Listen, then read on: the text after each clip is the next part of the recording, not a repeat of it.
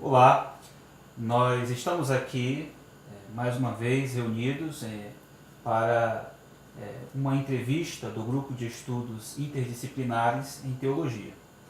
E desta feita, o nosso entrevistado de hoje é o pastor Mark Swedberg. Boa tarde, pastor. Boa tarde. O pastor Mark Swedberg, ele é missionário, da Baptist Mid Mission. É uma missão norte-americana e ele é missionário no Brasil. Aqui no Brasil, ele já atuou em várias igrejas e também ele está atuando principalmente como editor da Editora Batista Regular e também é pastor assistente da Igreja Batista Regular em Carapicuíba. Hoje, então, ele se encontra aqui, esta semana, ele se encontra aqui no Cariri como preletor oficial da sexta semana teológica da Faculdade Batista do Cariri, junto com o Seminário Batista do Cariri, e ele está então nos ensinando sobre a relação que existe entre a teologia e a literatura. E iremos falar um pouco sobre isso, um pouco sobre livros, um pouco sobre a imprensa, nessa entrevista de hoje, que começa agora.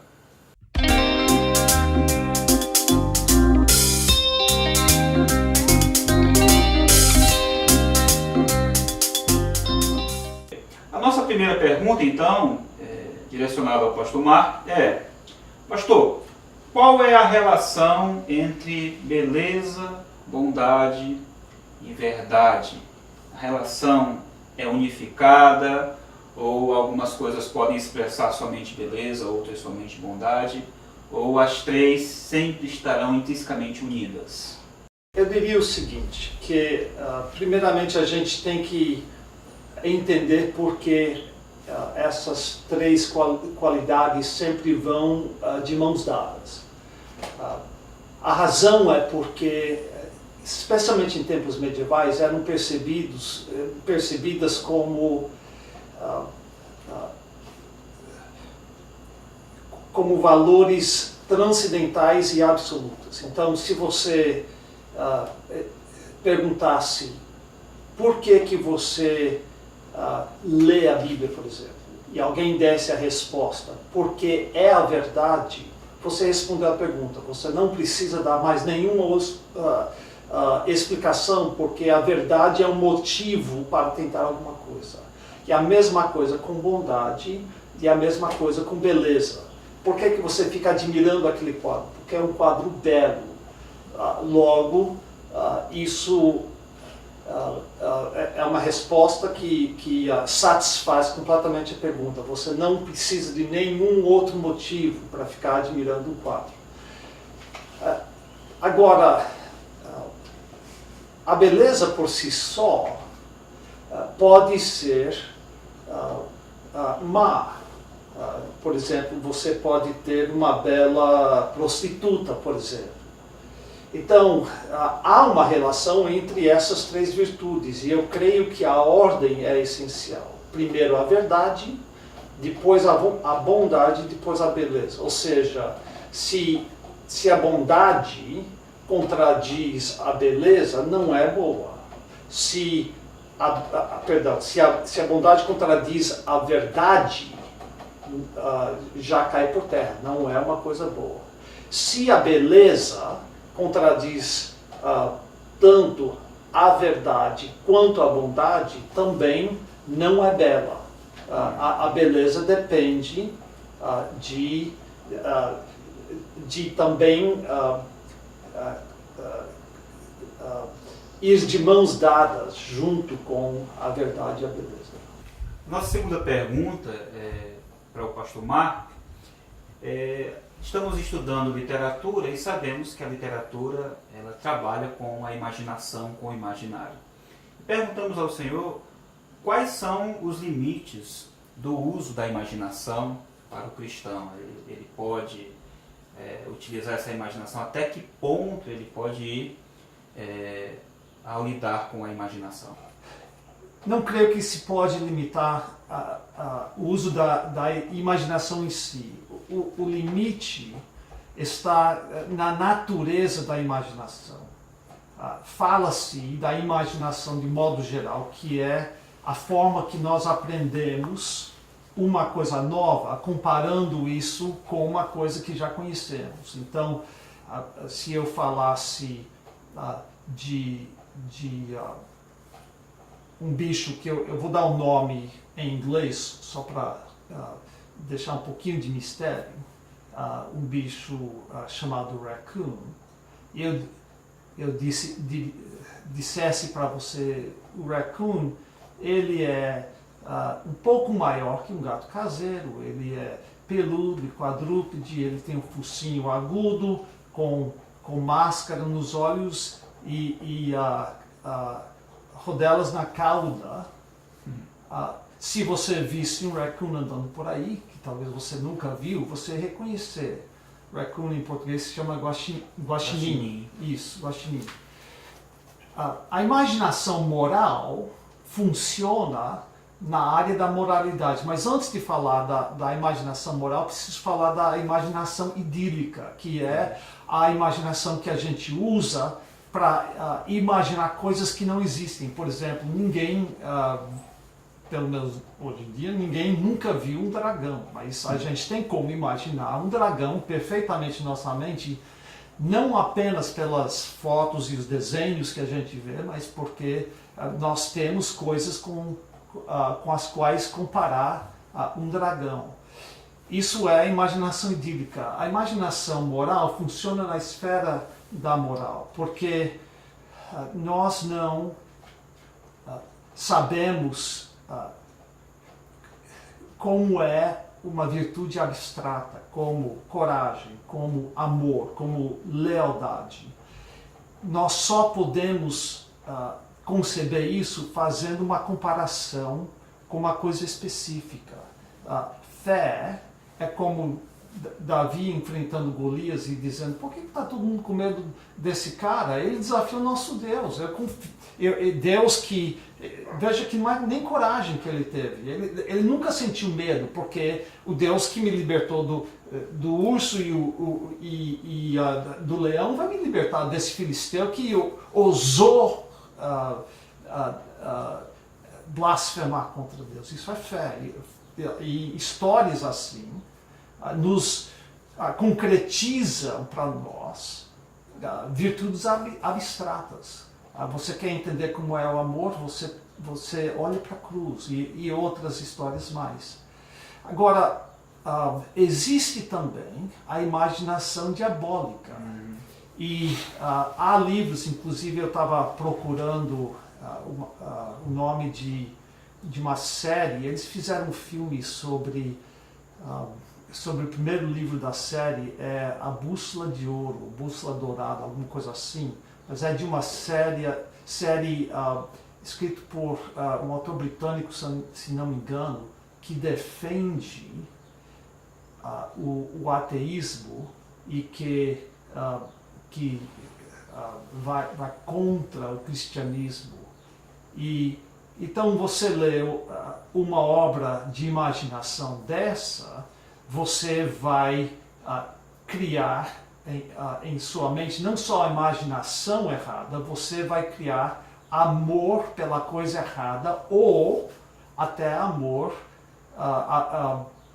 desordenada por coisas boas. Isso também acontece em obras de imaginação, quando você cria amores desordenadas ou degradadas para coisas que não prestam. Então não é uma questão de ter muita imaginação ou pouca imaginação. Nós vivemos à base da imaginação.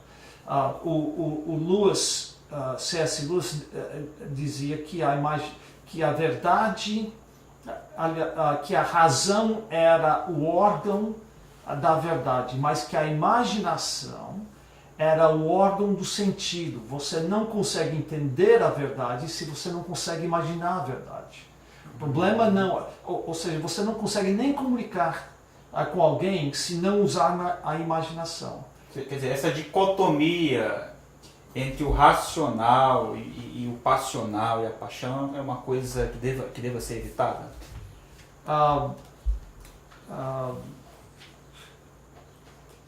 Eu acho que a imaginação, obras imaginativas, mal feitas podem podem criar paixões em vez de afeições, podem desorganizar tudo que nós sentimos para que nós amamos uma coisa intensamente que não merece tanto amor assim. Ou com o amor errado, ou que a gente ame uma coisa como Deus com um amor inferior que não deveria ser para Deus. E a imaginação, obras imaginativas e a imaginação ou ordena ou desordena, ou organiza corretamente ou destrói tudo que nós temos. Por isso que eu não acho possível ter imaginação demais, só imaginação errada. Entendi, muito bem. Uma curiosidade, eu tenho me guiado muito em minhas leituras pelo Mortimer Adler, né? Naquele livro dele, Como Ler Livros. Sim. E ele tem até um capítulo que fala, ou que trata de leituras imaginativas, né? Ou literatura imaginativa. O senhor tem um roteiro assim de leitura? O senhor segue o roteiro de ler os clássicos? Ou o senhor, vamos dizer assim, utiliza um outro guia para as suas leituras de acordo com as suas pesquisas? Ou o senhor tem assim aquela bibliografia extensa de livros que o senhor queira ler, mas que ainda não teve a oportunidade de ler? Sim, para tudo. A minha leitura está uma bagunça agora, no sentido de que, como editor, eu tenho que, às vezes, parar tudo que eu estou fazendo e ler coisas que são exigidas pela profissão que eu exerço. Também, por exemplo, eu estou dando essa série de palestras essa semana. Eu posso falar que nos últimos 2 meses eu basicamente só tenho lido livros a respeito desse assunto. Mas se eu pudesse fazer o que eu idealmente gostaria de fazer, eu teria um roteiro, uma espécie de rodízio, que passaria por pelo menos 6 categorias: teologia, filosofia, história, literatura bíblica, no sentido de talvez um comentário, um assunto bíblico. Eu falei em filosofia. Falou filosofia. Agora eu dei um branco. Teologia, literatura e talvez assuntos da atualidade. Então, a literatura seria talvez 1/6 da minha leitura. Entendi. Mas para me formar uma pessoa mais completa, mais equilibrada, precisaria de ler nessas outras áreas também. Muito bem. Pastor, o senhor falou então aí que o problema não está na quantidade de imaginação, mas na natureza da imaginação. Uhum. E então, seguindo essa mesma ótica, quais são os perigos da superexposição de um cristão às obras de literatura, por exemplo? O grande perigo seria se expor a literaturas que imaginam o mundo como o mundo não é. Veja que eu não estou falando, eu leio fantasia, Senhor dos Anéis e tal, mas o Senhor dos Anéis tem uma cosmovisão cristã, e embora o mundo fantástico, ele segue as normas morais do universo, que Deus impôs no universo.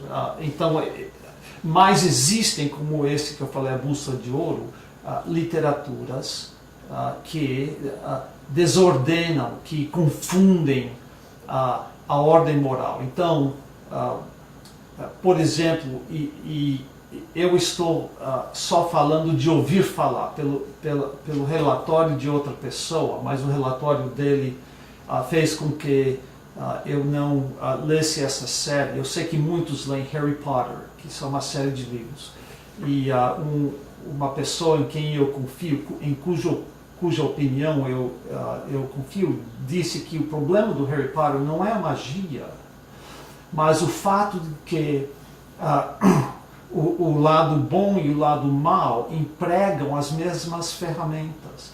Então, a única coisa que muda é o time que está jogando. Então, o lado bom, que aparentemente é o lado de Harry Potter, mente, engana, trapaceia, mas como eles são os bons, eles podem. Então, uma coisa dessa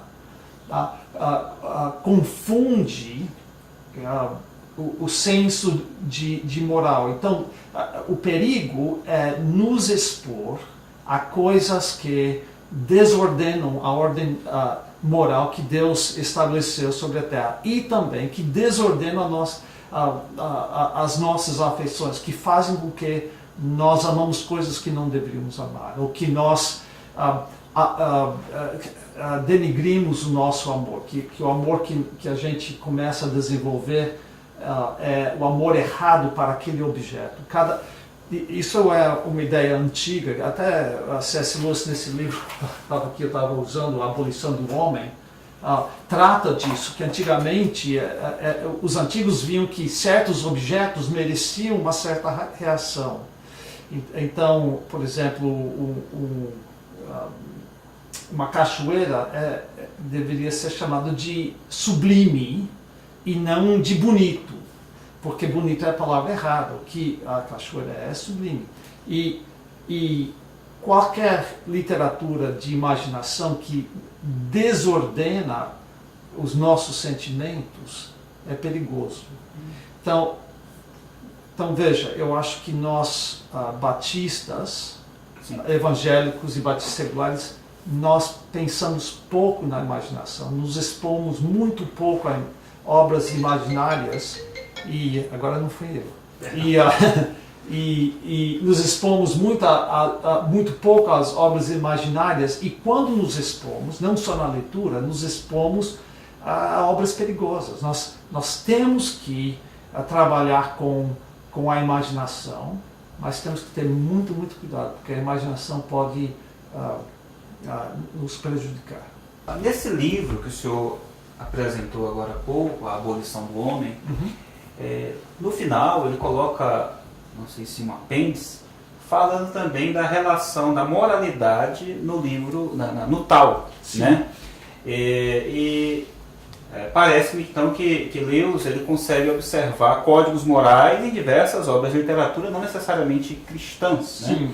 Então, o senhor concordaria então com essa afirmação de que nós podemos encontrar códigos morais e uma boa moralidade em literaturas diversas, inclusive de religiões não cristãs, e que podem ser sim aproveitadas, aquelas sentenças, até mesmo para, vamos dizer, a nossa edificação? A resposta curta é sim, mas com algumas qualificações. Obviamente, o cristianismo é muito mais do que um sistema moral. Precisamos entender isso de cara. Só porque você é uma pessoa moral não te faz cristão.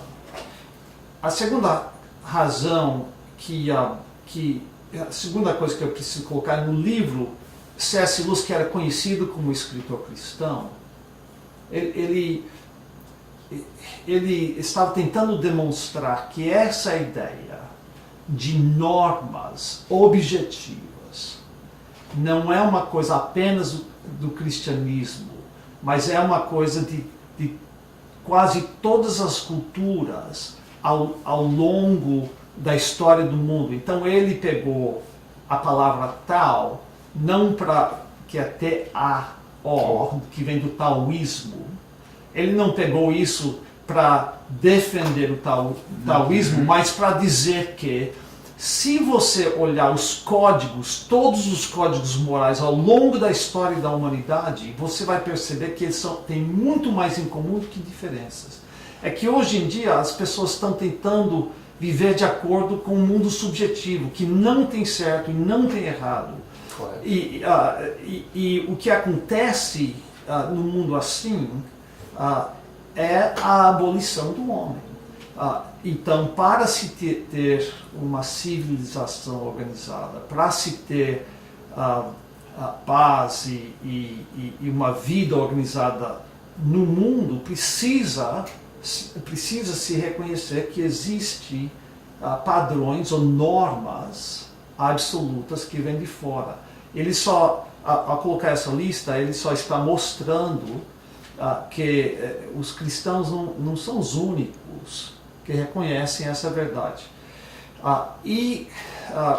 Para responder mais diretamente a sua pergunta, claro que a gente tem que ter muito cuidado a ler obras de outras religiões, mas, por exemplo, Tolkien era católico, mas a cosmovisão dele é cristã. Então eu posso ler com grande proveito O Senhor dos Anéis, porque ele transmite o que o Lewis chama o que nós chamaríamos de moralidade e visão cristã do mundo. Chesterton, talvez? Chesterton é outro. O próprio Lewis, para ser franco, era anglicano, né? Anglicano, e tinha algumas apostasias ou algumas coisas, né, que ainda bem que eu não sou juiz, mas se nós formos nos deter apenas em escritores batistas, nós íamos ler 5 livros. Estou exagerando um pouco. Se fôssemos nos deter apenas em escritores protestantes, 10. Mas eles não são os únicos que escrevem com proveito. Muito bom. Pastor, o senhor é mestre em teologia pelo Seminário Teológico Batista, né, de Detroit. Uhum. E lá o senhor escreveu uma tese sobre C.S. Lewis, né? E nessa tese o senhor fala da teoria do conhecimento religioso de Lewis. Sim. Então, o senhor também trabalha nessa obra o conceito de imaginação, que é exposto por C.S. Lewis. Então, qual é a ideia de imaginação, como é que ele apresenta a imaginação, o C.S. Lewis? Eu sabia que essa pergunta viria, até trouxe minha tese, mas não para necessariamente mostrar, mas para me lembrar rapidamente dos meus argumentos.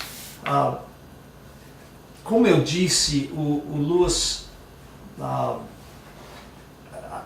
achava que a imaginação é o órgão do significado. Você conhece a verdade através da razão, mas você não entende a verdade sem imaginação. Então é impossível entender alguma coisa se não usa a imaginação. Outra coisa que nós percebemos, porém, é que Lewis foi um escritor muito imaginativo. Ele escreveu muitas obras de ficção, as Crônicas de Nárnia, a trilogia cósmica. O meu livro predileto de todos os livros de Lewis é um livro que recentemente saiu em português e não tá aqui, Até que Tenhamos Rostos. Né? É maravilhoso esse livro, de muita imaginação. Mas quando Lewis fala da imaginação, ele normalmente fala de modo negativo. Ele diz assim, no livro Cristianismo Puro e Simples, ele diz: meu medo não é com a sua razão, mas com a sua imaginação. Ele diz a mesma coisa parecida no livro Milagres. Ele diz: eu posso até te convencer a sua razão esse livro Milagres ou Cristianismo Puro e Simples, mas quando você fecha o livro, voltam as 4 paredes costumeiras, seus amigos que acham que tudo isso é lorota, e sua imaginação não vai permitir que você creia nas verdades do cristianismo. Então a imaginação é o nosso maior inimigo, a questão não é um combate entre fé e razão, mas entre fé e visão, como diz as Escrituras. Nós andamos pela fé e não pelo que a gente vê. Então, ele usou a imaginação para tentar fazer o cristianismo atraente. Porque da mesma forma que a imaginação pode ser um inimigo, pode ser um amigo. Ele diz sobre as crônicas de Nárnia que ao escrever essas crônicas, ele diz muitas vezes o único lugar que a gente ouve as verdades das Escrituras tende a ser na igreja, a escola dominical, e a gente associa isso a toda solenidade. E que a criança, quando você começa a falar do cristianismo a ela, muitas vezes o guarda, né, se levanta, ele fala dos dragões alertas, ou os dragões de guarda que ficam guardando, e qualquer coisa o dragão pega. Então, para tentar passar sorrateiramente pelos dragões de guarda, ele usa fantasia e imaginação com a ideia que talvez as verdades cristãs poderiam entrar na criança, e quando ela tiver mais idade e encontrar as verdades do cristianismo, já vão estar na imaginação dela e vai poder fazer. Então ele usa a imaginação dessa forma para nos ajudar a imaginar corretamente, de uma forma positiva, o cristianismo. É interessante nos seus livros cosmologia,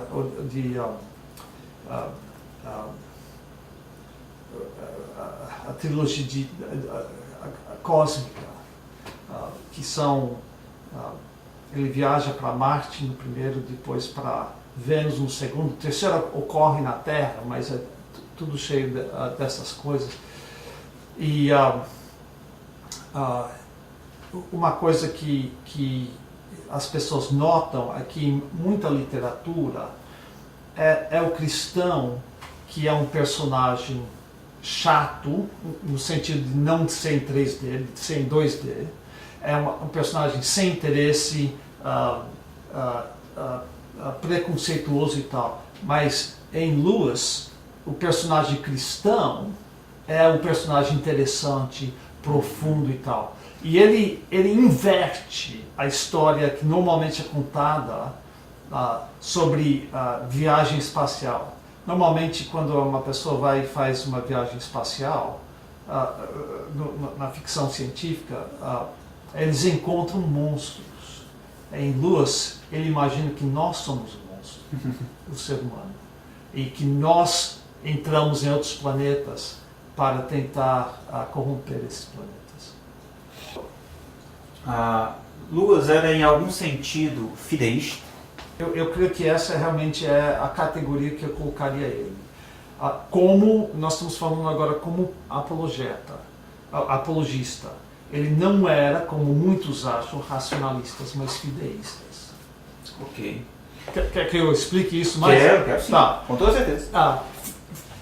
Não pense em Kierkegaard, onde nós temos a ideia que Kierkegaard, o dinamarquês,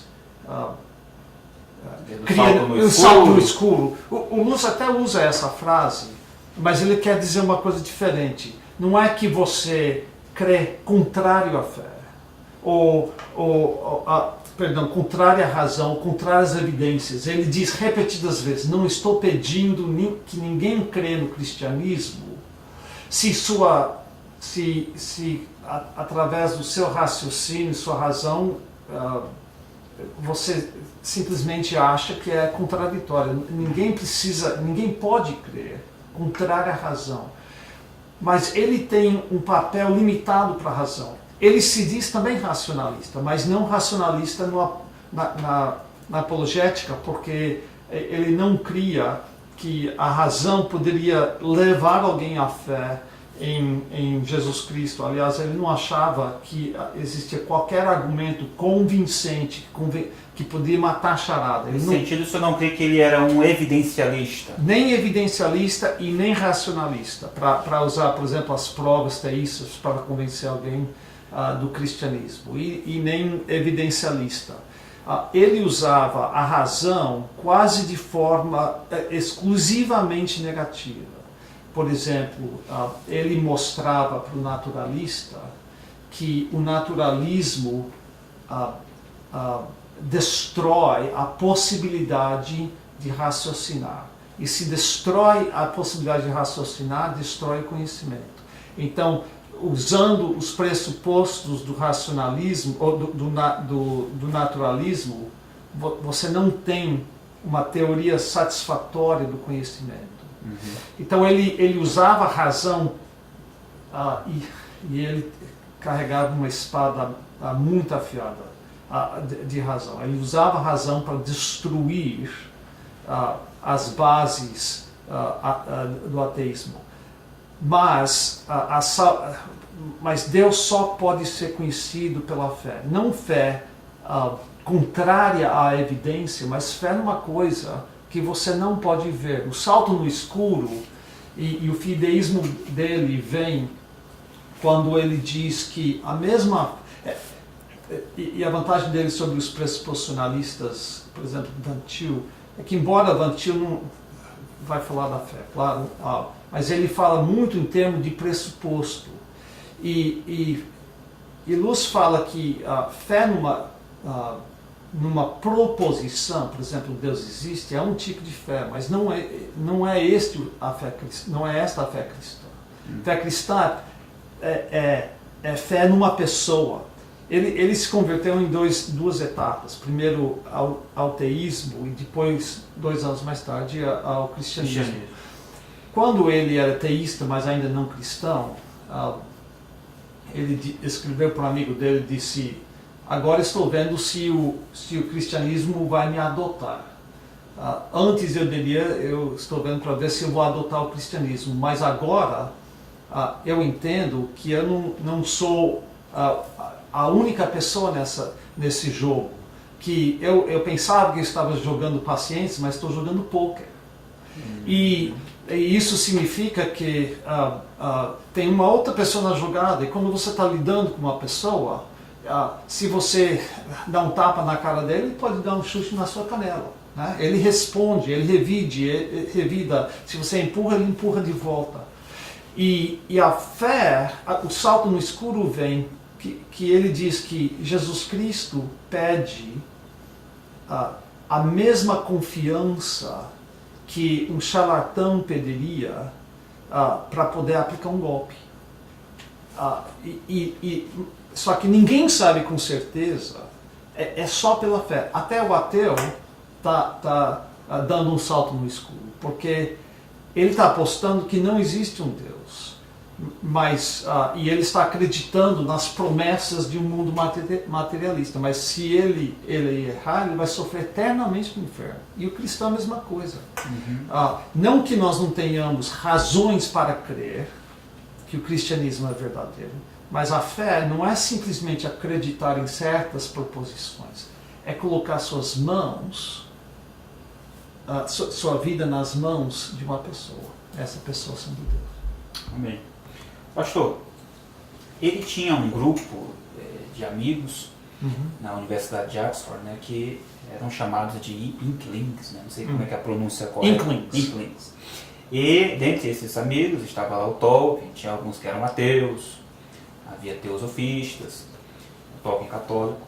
Há espaço para esse tipo de grupo, de troca de informações literárias para o crente, hoje também, em nossos dias? Só uma observação sobre os Inklings. Inkling é um trocadilho. Ink é tinta. Então eram escritores, e os Inklings eram que sujavam as mãos com a tinta. Mas Inkling também, a palavra Inkling, tem a ideia de uma noção. Então eram pessoas que tinham uma noção, mas também mãos sujas. Então é um trocadilho. Agora, eu não sei quem que você está pensando no grupo que era ateu. Eu não lembro de um ateu. Não, aí realmente eu confesso que a minha fonte de informação é a Wikipédia, né? Peguei pela Wikipédia. Pode até ser, mas o grupo não era grande e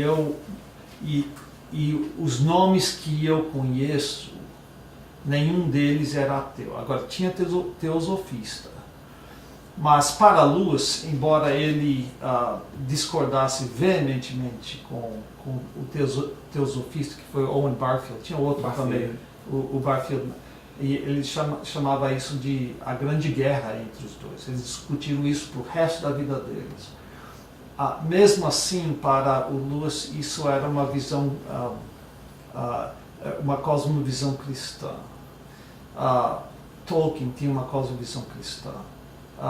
Eu não vi eles, eu não vi o Lewis escrevendo junto com ateus. Agora, ele fazia parte do clube socrático, onde de fato debatia com ateus e cristãos. Talvez a informação da Wikipédia está mesclando aí Sim. o clube socrático, né, com Sim, os Inklings. mas os propósitos eram diferentes, né? distintos. O clube socrático era um clube de debate sobre questões metafísicas. Agora, os Inklings eram um grupo de amigos escritores que bebiam cerveja junto e liam seus livros que estavam escrevendo um para o outro. E nesse sentido, desde que nós temos a mesma cosmovisão, eu acho que é uma coisa válida. E não precisa, Pensando aqui que temos muitos irmãos que são professores universitários, Sim. Alguns são escritores, certamente têm contato nas suas instituições de ensino, ou até mesmo nos seus trabalhos, com outros colegas que têm afinidade por literatura, né? De repente isso pode até criar um link, até um meio de um ponto de contato para que você possa semear o evangelho na vida dessa pessoa. Obviamente, nós precisamos dialogar com essas pessoas, né? Mas talvez o fórum melhor seria um clube de debate, alguma coisa assim. Entendi. Agora, um clube onde vocês vão escrever juntos, fora a parte de bebida e fumar, charuto, né? Um clube onde vocês vão se reunir e escrever juntos, aí você precisa pelo menos ter alguma coisa em comum.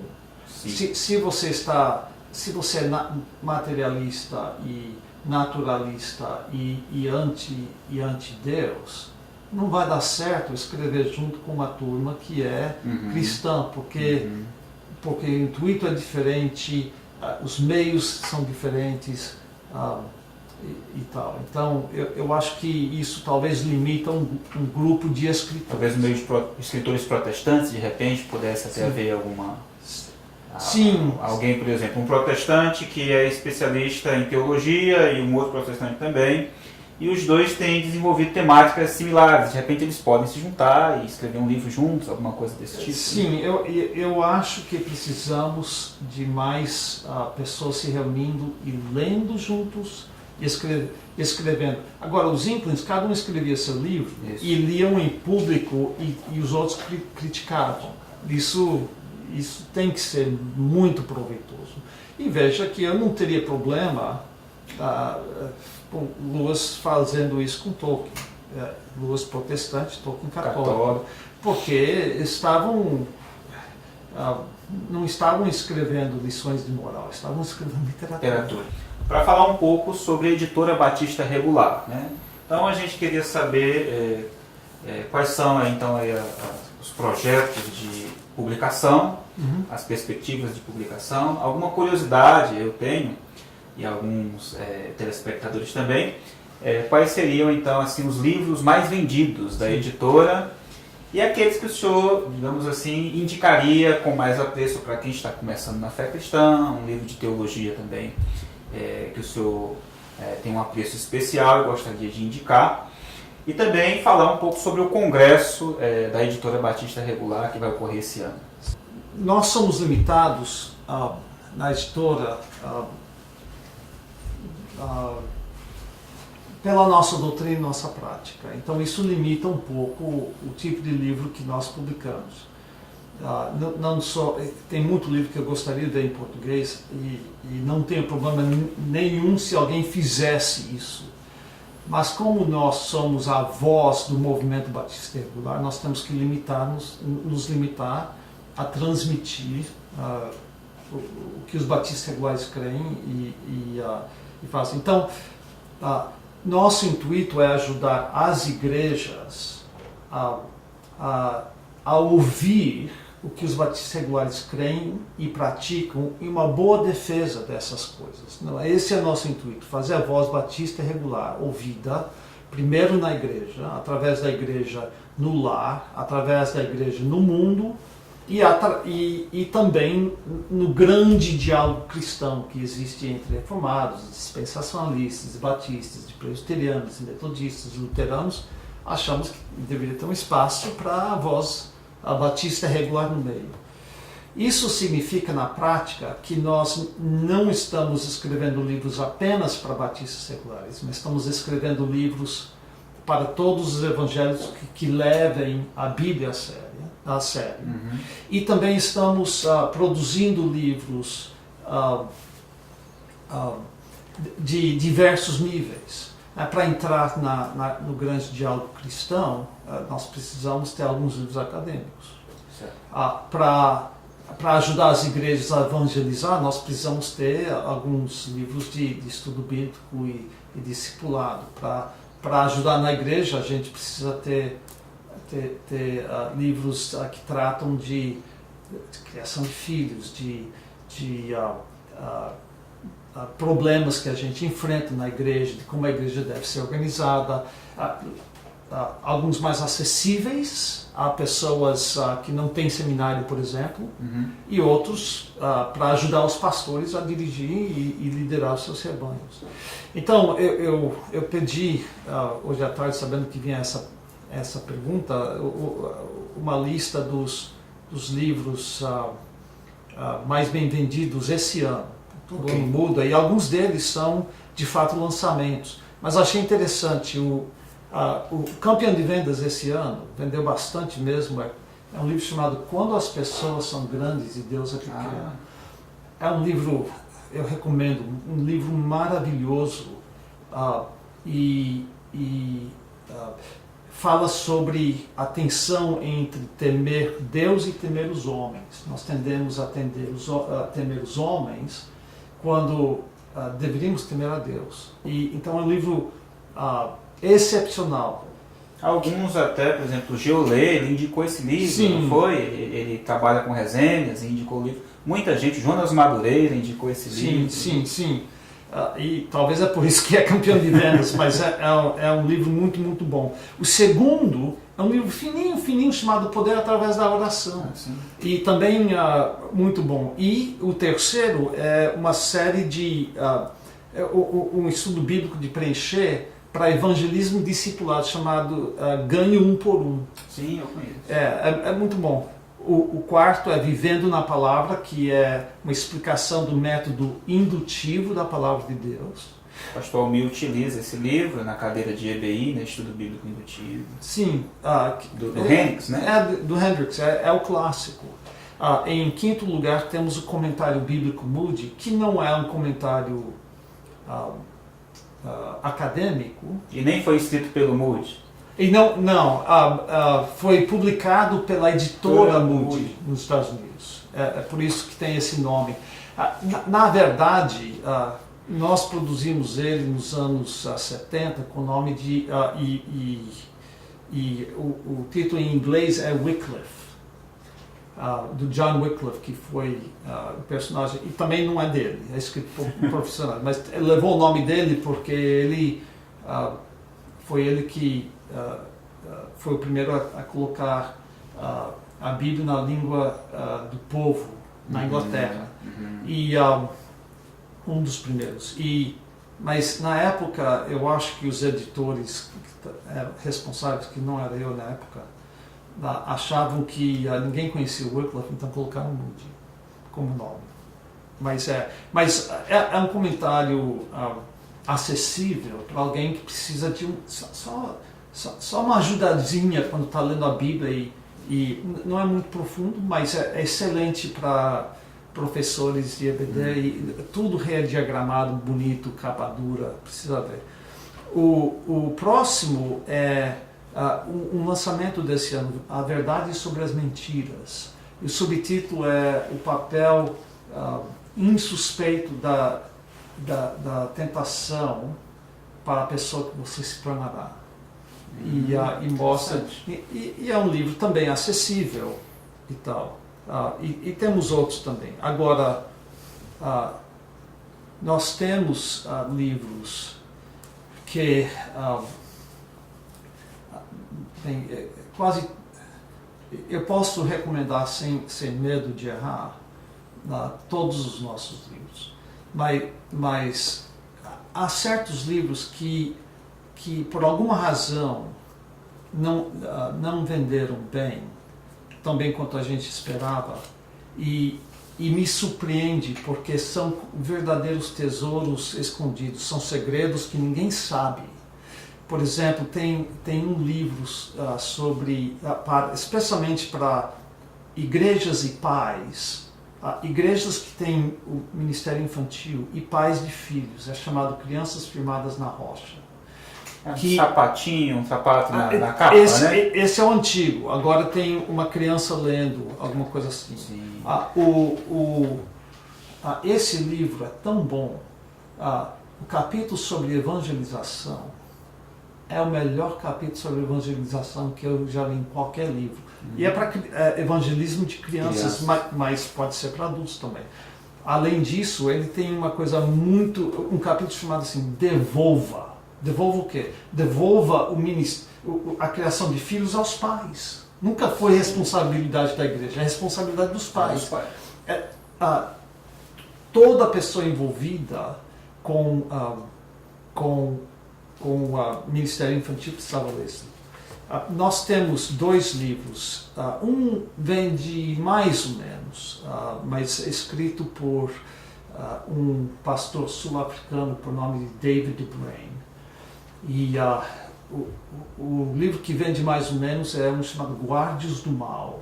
Um livro bem fino. Bem fino, onde ele fala que muitas vezes nós temos crianças que crescem em nossos lares e quando viram adolescentes ou jovens, eles fogem da fé. E uma das razões, ou a razão principal, conforme o David Brain, é que eles foram criados em lares seculares que iam para a igreja no domingo. E quando crescem, eles falam, mas por que estou indo para a igreja? Não encaixa com minha cosmovisão. Então o livro é escrito para ajudar pais a criarem uma cosmovisão cristã no seu lar. Okay. Mas ele escreveu um livro direcionado para a igreja que faz a mesma coisa, chamada Igreja Conservadora. E o meu lamento é que talvez ninguém gosta de uma coisa conservadora, né? Todo mundo quer uma coisa progressiva. O pessoal, inclusive, falou bastante de conservadorismo, né? Sim, e eu creio que há coisas que precisamos conservar. E talvez o título espanta, mas é entre os top 5 livros da nossa editora. E tem outros que eu poderia mencionar. Aquele livro, As Disciplinas Espirituais, ele vende bem? Vende bem e é excelente. Eu tirei muito proveito desse livro, é excelente. Vende bem e tem outros que eu não mencionei. O comentário de Daniel, do Léo J. É outro que não vende bem. Talvez a gente precisa melhorar a divulgação, talvez é a capa, não sei. O comentário de Daniel é um comentário bem mais profundo, exegético, lida com as frases, com as palavras originais, e é da nossa posição que é pré-milenista, e é o melhor comentário de Daniel em português, não tenha dúvida, mas vende pouco, vai precisar vender melhor. Eu sei que nós estamos com o tempo corrido, só queria mencionar mais algumas coisas. Nós temos o novo material de EBD saindo, da Escola Bíblica Dominical, que era o nosso intuito original, e saiu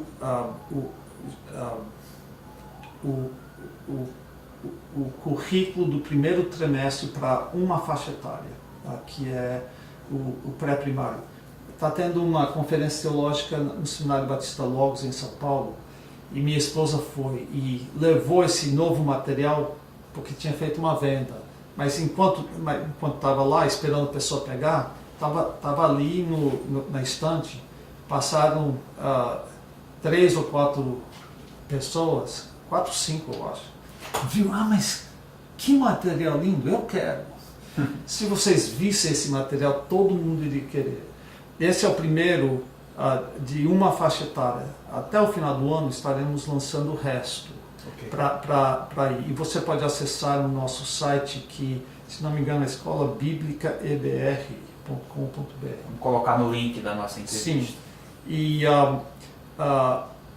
nós temos 9 livros ainda para sair, 8 livros ainda para sair esse ano. O próximo é Evidências para o Arrebatamento, que é o melhor livro para defesa do pré-tribulacionismo que eu conheço, argumentos exegéticos bíblicos. Quem é o autor, pastor?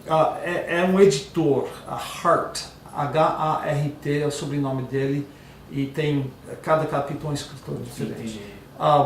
Dispensacionalismo, de Charles Ryrie, já existiu em português, muito mal traduzido, muito mal feito. Uma editora do interior de São Paulo, né? Se eu não me engano, ABK. Sim. Mas agora completamente refeito, tá para sair. Eu tenho essa edição dela. A Grandeza do Reino, que é um tomo dessa grossura, uma teologia bíblica do reino, de Alva J. McLean, foi um dos livros principais que lançou. Escreveu também de Lei e Graça, né? Sim, que era pequeno, mas ele escreveu esse livro que é maior. E outras coisas mais. Entre no nosso site que vocês vão ver. E a última coisa é o Congresso. Que é Congresso.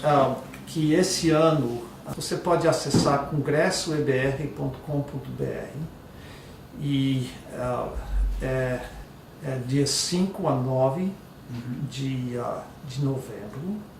E é sobre Prontos para Responder, é sobre o evangelismo e apologética. 2 palestrantes importantes. Um é o pastor Marcos Cranconato, da Igreja Batista da Redenção, em São Paulo, e o outro é um professor muito erudito, mas muito acessível, por nome de Dr. Paul Hartog. Escreveu um livro publicado pela Universidade de Cambridge, na Inglaterra, sobre Policarpo.